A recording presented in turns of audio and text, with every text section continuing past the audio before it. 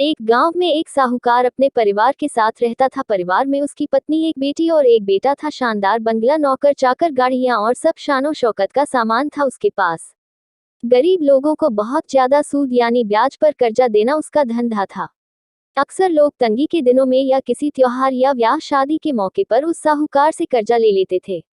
जब फसल अच्छी होती तो थोड़ा थोड़ा करके उतारने लगते, लेकिन जिस वर्ष सूखा पड़ता तो कर्ज तो छोड़ो, गांव वाले सूद तक नहीं दे पाते थे। इसी का फायदा उठा वो साहूकार उनकी जमीनों पर कब्जा कर लेता, कब्जा कर उन्हें बेच देता और खूब पैसे कमाता। इस धंधे में उसका बेटा भी उसकी मदद करता। दोनों बाप बेटा हर समय किसी ना किसी गरीब की जमीन हड़पने की योजना ही बनाते रहते। एक दिन शहर से एक व्यापारी आया और साहूकार से गांव में जमीन खरीदने की इच्छा बताई। साहूकार की खुशी का ठिकाना ना रहा। घर बैठे बिठाए जमीनों का ग्राहक मिल गया। साहूकार ने उस व्यापारी को बहुत सी जमीनें दिखाई जो उसने कर्जे के बदले गांव वालों से हथिया ली थी, लेकिन उस व्यापारी को कोई भी जमीन पसंद ना आई। गांव में घूमते हुए व्यापारी को एक जमीन का टुकड़ा पसंद आया। उसने साहूकार से उस जमीन के बारे में पूछा तो साहूकार सोच में डूब गया। असल में वह जमीन तो एक बिन माँ बाप की लड़की की थी जो वहां पर रहती थी। उस लड़की के माँ बाप ने साहूकार से 20,000 रुपए कर्ज लिया था, मगर उसे चुकाने से पहले ही उनकी मृत्यु हो गई।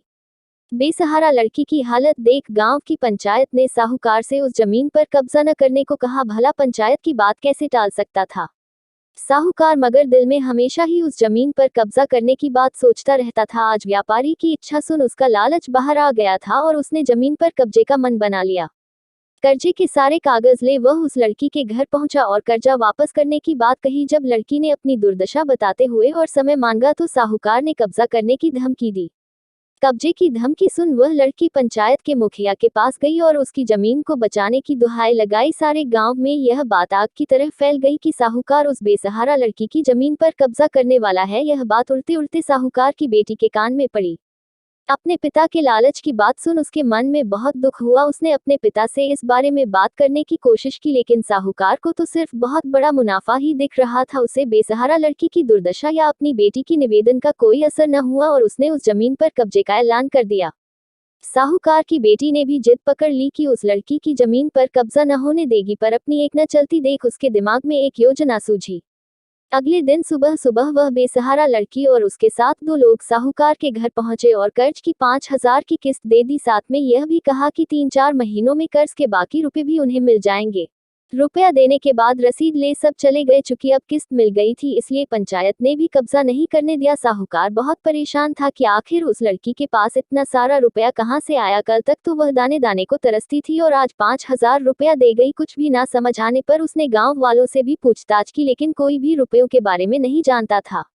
कुछ दिनों बाद वह लड़की फिर 2 गांव वालों के साथ आए और कर्ज की बाकी रकम चुकाकर रसीद और कर्ज के सारे कागज ले लिए।